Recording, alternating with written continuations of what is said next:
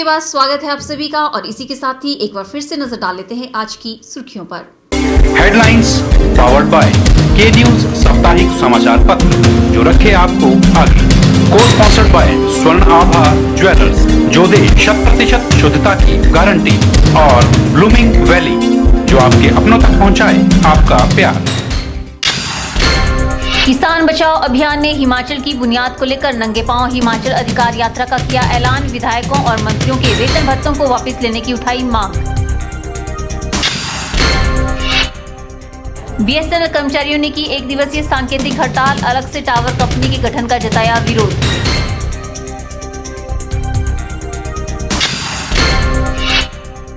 भरेड़ी PNB bank में नहीं मिल रहा लोगों को कैश। 1 घंटे में खत्म हो जाता है कैश। बैंक में नहीं आ रही पर्याप्त राशि।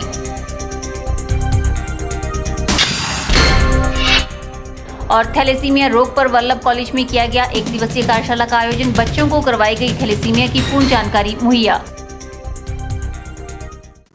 नोटबंदी को हुए 36 दिन हो गए हैं, लेकिन अभी भी बैंकों में पर्याप्त कैश नहीं पहुंच रहा है। ग्रामीण इलाकों में तो हालत अभी भी खराब चल रही है। वहीं एटीएम में भी कभी कभी ही रुपए मिल रहे हैं। उपमंडल भोरंज की बात करें तो वहां के भरेड़ी स्थित पीएनबी में लोगों को पर्याप्त कैश नहीं मिल पा रहा है। प्रतिदिन यहां पर लंबी लाइनें लगी रहती है, लेकिन लाइन में लगने के बाद भी कुछ ही लोगों को कैश मिल पाता है। उपमंडल भोरंज के भरेड़ी स्थित पीएनबी बैंक में लोगों को पर्याप्त कैश नहीं मिल पा रहा है। लंबी लाइन में लगने के बाद भी कुछ ही लोगों को कैश मिल पाता है, बाकी लाइन में लगे रह जाते हैं क्योंकि 1-2 घंटे में ही कैश खत्म हो जाता है, जिससे प्रतिदिन बैंक कर्मियों को भी लोगों का गुस्सा सहना पड़ता है। लाइन में लगे लोगों का गुस्सा भी वाजिब है। वे सुबह ही लाइन में खड़े हो जाते हैं, लेकिन नंबर आते आते कैश नहीं रहता। पैसा पीछे से ज्यादा ड्रा करोगे तो फिर इधर समस्या नहीं होगी। पैसा ज़्यादा आना चाहिए पीछे से आता है 7-8 लाख तो फिर 2-2 हज़ार ही देना इन्होंने। तो पूरा पैसा ज़्यादा आएगा तो फिर 4-4 हज़ार 6-6 हज़ार दे सकते हैं। यहाँ खड़े हो और 2 हज़ार देते हैं कैश हमारे को, और 6-6 लाइनें लगी हुई है। हम सोचते हज़ार आदमी बाहर बैठा हुआ हर रोज लाइन में खड़े होना पड़ता है, लेकिन फिर भी पैसे उपलब्ध नहीं हो रहे। स्कीम अच्छी है, स्कीम माड़ी नहीं है, लेकिन यहाँ पेंशनर जो बूढ़े लोग हैं उनकी लाइनें अलग लगनी चाहिए।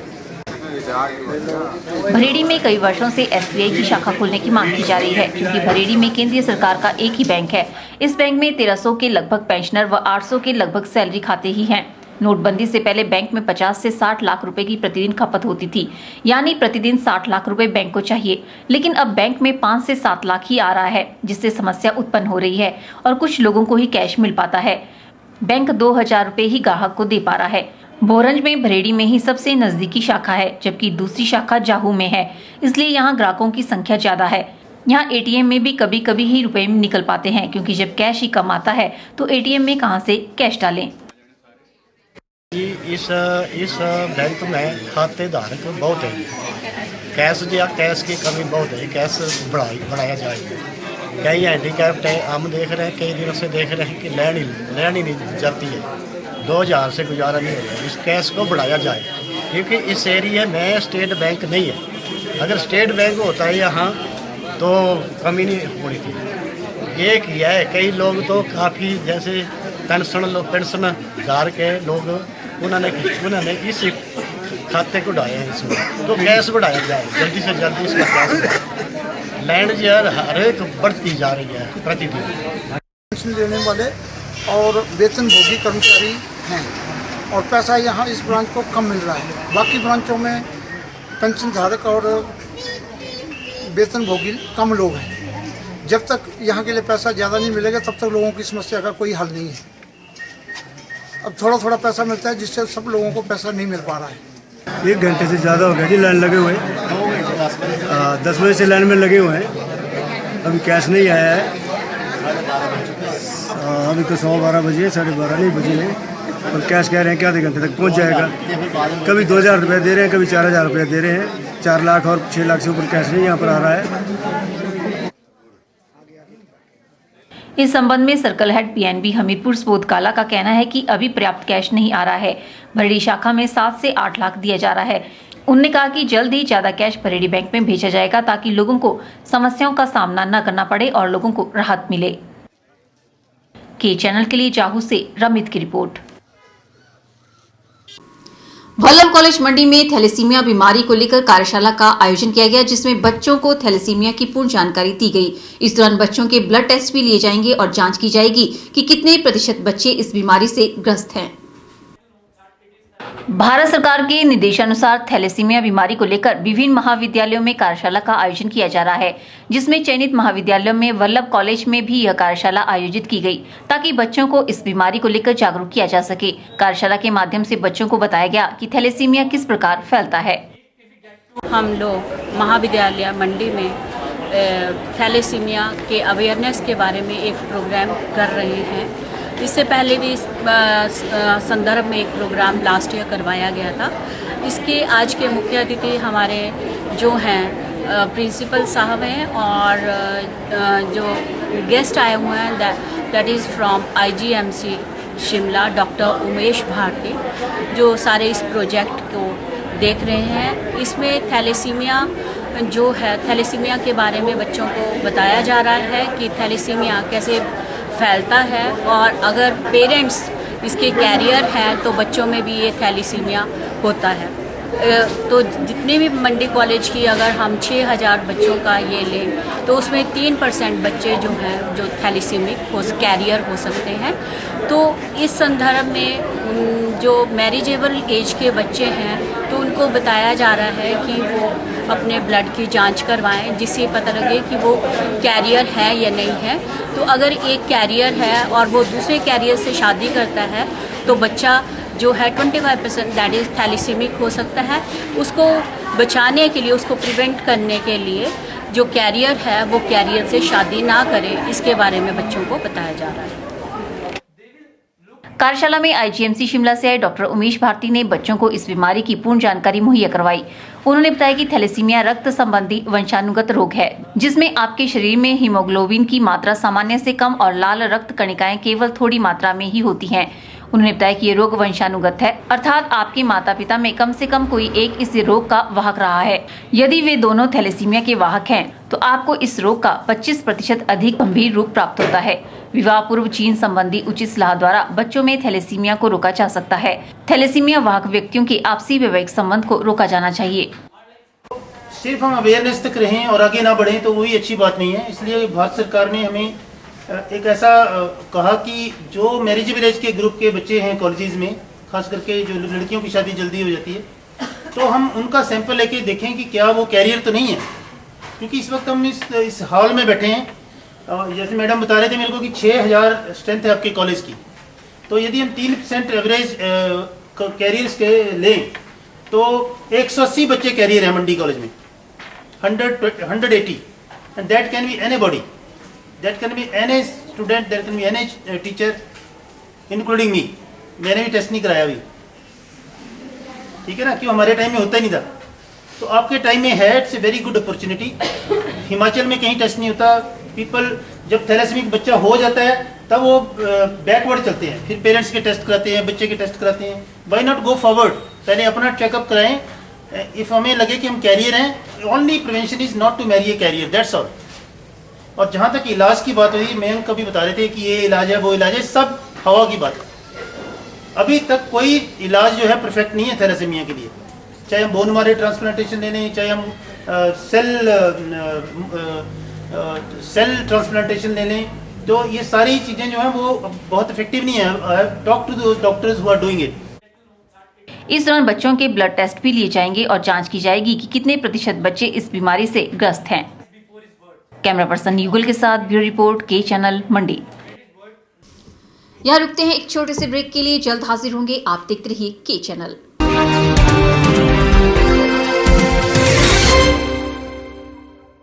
गुप्ता शॉल एम्पोरियम, जहां आप पाएंगे बेहतरीन व उच्च क्वालिटी की शॉल की विस्तृत वैरायटी।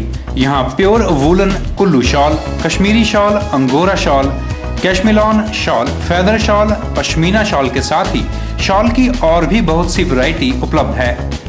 तो देर न कीजिए और आज ही पहुंचे गुप्ता शॉल एम्पोरियम, सब्जी मंडी के साथ, नेर चौक, डिस्ट्रिक्ट मंडी।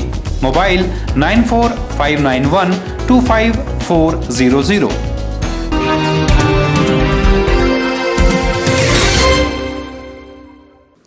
वक्त तो चला है के एक्सप्रेस का। हिमाचल की फटाफट खबरें जानने के लिए आप देखिए के एक्सप्रेस।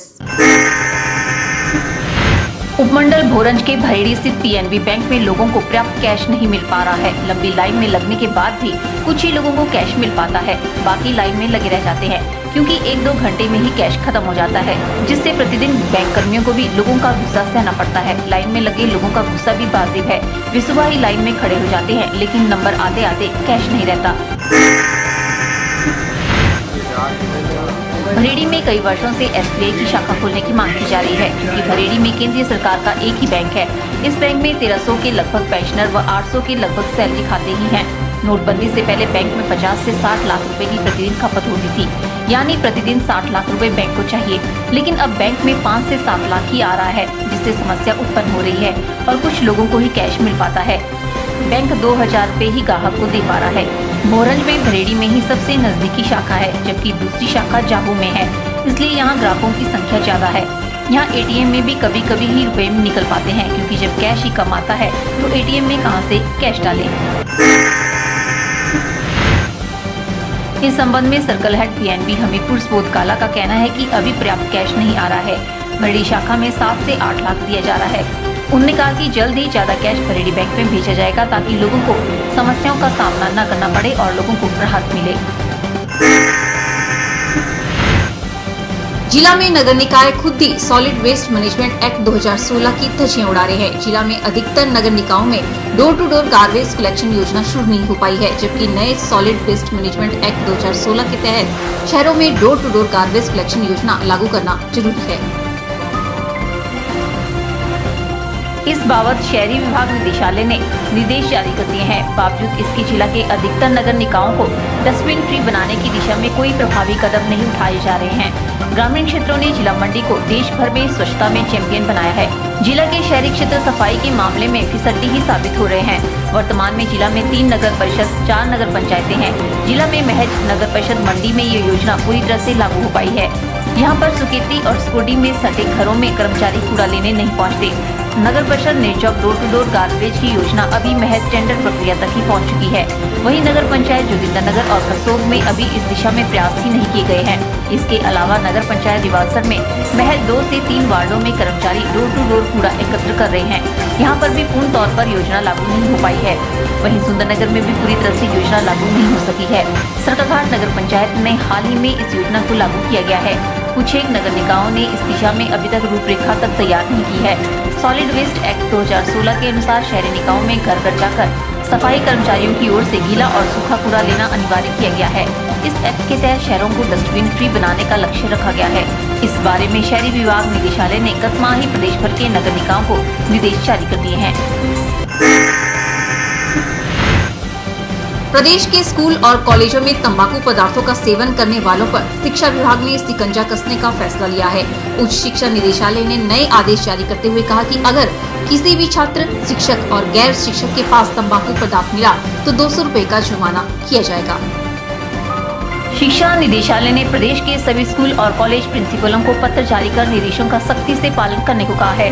संयुक्त निदेशक उच्च शिक्षा सतीश शर्मा ने बताया कि प्रदेश में कई जगह से शिकायतें मिल रही है कि कुछ स्कूल और कॉलेजों में तंबाकू पदार्थों का बेरोक-टोक इस्तेमाल किया जा रहा है। शिक्षकों, गैर शिक्षकों सहित कई जगह विद्यार्थी भी तंबाकू पदार्थों का इस्तेमाल कर रहे हैं। निदेशालय का मानना है कि तंबाकू पदार्थों का सेवन करने से विद्यार्थियों की पढ़ाई लिखाई और स्वास्थ्य प्रभावित हो रहा है। इसके चलते शिक्षण संस्थानों का माहौल भी खराब हो रहा है। ऐसे में शिक्षा निदेशालय ने भविष्य में सख्ती बरतते हुए फैसला लिया है कि जिस भी विद्यार्थी, शिक्षक और गैर शिक्षक के पास तंबाकू पदार्थ मिलेगा उस पर 200 रुपए का जुर्माना किया जाएगा। विभागीय स्तर पर कार्रवाई भी की जाएगी। भारत सरकार के निर्देशानुसार थैलेसीमिया बीमारी को लेकर विभिन्न महाविद्यालयों में कार्यशाला का आयोजन किया जा रहा है, जिसमें चयनित महाविद्यालयों में वल्लभ कॉलेज में भी यह कार्यशाला आयोजित की गई, ताकि बच्चों को इस बीमारी को लेकर जागरूक किया जा सके। कार्यशाला के माध्यम से बच्चों को बताया गया कि थैलेसीमिया किस प्रकार फैलता है। कार्यशाला में आईजीएमसी शिमला से आए डॉक्टर उमेश भारती ने बच्चों को इस बीमारी की पूर्ण जानकारी मुहैया करवाई। उन्होंने बताया कि थैलेसीमिया रक्त संबंधी वंशानुगत रोग है, जिसमें आपके शरीर में हीमोग्लोबिन की मात्रा सामान्य से कम और लाल रक्त कणिकाएं केवल थोड़ी मात्रा में ही होती हैं। उन्होंने बताया कि ये रोग वंशानुगत है, अर्थात आपके माता पिता में कम से कम कोई एक इस रोग का वाहक रहा है। यदि वे दोनों थैलेसीमिया के वाहक हैं, तो आपको इस रोग का 25% अधिक गंभीर रूप प्राप्त होता है। विवाह पूर्व जीन संबंधी उचित सलाह द्वारा बच्चों में थैलेसीमिया को रोका जा सकता है। थैलेसीमिया वाहक व्यक्तियों के आपसी वैवाहिक संबंध को रोका जाना चाहिए। इस दौरान बच्चों के ब्लड टेस्ट भी लिए जाएंगे और जांच की जाएगी कि कितने प्रतिशत बच्चे इस बीमारी से ग्रस्त हैं। मंडी के ऐतिहासिक सेरीचानी में हिमाचल अधिकार सत्याग्रह में लोगों को संबोधित करते हुए दिशा शर्मा ने कहा कि बेरोजगारी, महंगाई, सूखा, वन्य प्राणी आतंक, आटाबंदी तथा नोटबंदी से काम धंधा ठप होने से किसानों व मेहनतकश वर्गों को निःशुल्क बिजली, पानी, सीवरेज, ट्रांसपोर्टेशन, इलाज और स्कूल फीस आदि राहत मिलनी चाहिए। उन्होंने बताया कि प्रधानमंत्री और मुख्यमंत्री को प्रस्ताव भेजा गया है कि विधायकों और मंत्रियों के वेतन भत्तों और पेंशन बढ़ोतरी को वापस लिया जाए। उन्होंने मांग की है कि 27 सितंबर 2011 के माननीय सुप्रीम कोर्ट फैसले के तहत भाखड़ा बांध में हिमाचल का 7.19% हिस्सेदारी का करीब 4,000 करोड़ 45 वर्षों का बकाया भुगतान 1996 से दे 6% ब्याज से मिले। साथ ही भाखड़ा बांध से 300 करोड़ रुपए की सालाना आय का बहाल हुआ अधिकार मिले। सत्याग्रह में प्रवक्ता KOC ठाकुर, राज्य समिति सदस्य जीवानंद गोपाल, भादर सिंह, डोलेराम, जीवन शर्मा, अबनू, सुनील, गुलाब, ध्यान, तुलसी, केशव, जय कुमार आदि शामिल रहे। वीरवार को डाइट मंडी में नेहरू युवा केंद्र द्वारा देशभक्ति एवं राष्ट्र निर्माण विषय पर भाषण प्रतियोगिता का आयोजन किया गया। अधिक जानकारी देते हुए नेहरू युवा केंद्र की समन्वयक ईरा प्रभात ने बताया कि भाषण प्रतियोगिता में विभिन्न क्षेत्रों से लगभग 28 प्रतिभागियों ने भाग लिया और देशभक्ति एवं राष्ट्र निर्माण को लेकर भाषण प्रतियोगिता में भाग लिया। उन्होंने बताया कि प्रतियोगिता में 18 से लेकर 29 साल आयु वर्ग के प्रतिभागी शामिल रहे। महारानी लक्ष्मीबाई, जमक उठी सन 57 में वो तलवार पुरानी थी, जमक उठी सन 57 में वो तलवार पुरानी थी, मुंडे ये मुंह बोलों के मुख हमने सुनी कहानी थी, खूब लड़ी मर्दानी वो तो झांसी वाली रानी थी। 1857 की क्रांति में महिलाओं को एक मिसाल पेश कर दी महारानी लक्ष्मीबाई ने। महारानी लक्ष्मीबाई ने ये सिद्ध कर दिया कि राष्ट्र वासियों, राष्ट्र के नागरिकों, अगर आपको एक आजाद राष्ट्र चाहिए, अगर आपको एक आजाद राष्ट्र का निर्माण करना है, तो सिर्फ पुरुषों के कंधों से ये काम नहीं होगा। राष्ट्र बनता है राष्ट्र के प्रत्येक नागरिक से, और राष्ट्र के प्रत्येक नागरिक में महिलाएं भी आती है। युवाओं में भाषण प्रतियोगिता को लेकर काफी उत्साह देखा गया। वहीं प्रतियोगिता में विजेता रहे प्रतिभागियों को इनाम भी बांटे गए। भारत सरकार द्वारा अलग से टावर कंपनी गठन के विरोध में देश भर में BSNL की सभी यूनियनों ने वीरवार को सांकेतिक हड़ताल का आयोजन किया। कर्मचारियों का आरोप है कि केंद्र सरकार द्वारा BSNL को टुकड़ों में बांटकर इसका अस्तित्व खत्म करने का प्रयास किया जा रहा है। वीरवार को अपनी मांगों को लेकर BSNL के सभी अधिकारी व कर्मचारी एक दिवसीय हड़ताल पर रहे। यह हड़ताल ब्रॉडबैंड के नाम पर BSNL नाम की अलग कंपनी बनाने के विरोध में की गई। BSNL कर्मचारी हेमराज शर्मा ने कहा कि केंद्र सरकार साजिश के तहत BSNL को विभाजित कर रही है। BSNL को टुकड़ों में बांटकर इसका अस्तित्व खत्म करने का काम किया जा रहा है। कर्मचारियों का आरोप है कि BSNL अभी तक पूरी तरह से केंद्र सरकार की कंपनी है। उन्होंने कहा कि सरकार अब बड़े औद्योगिक घरानों और कंपनियों को फायदा पहुंचाने के लिए BSNL को खत्म करने का काम कर रही है। भास्कर के विरुद्ध जो हड़ताल करनी थी वो हम आज करने जा रहे हैं। अगर हमें मिलकर जॉइंट एक्शन कमेटी का जो फैसला होता है, अगर 3 दिन की हड़ताल होगी तो हम 3 दिन की हड़ताल करने के लिए तैयार हैं और करेंगे, अपना संगठन की तरफ से काम देंगे।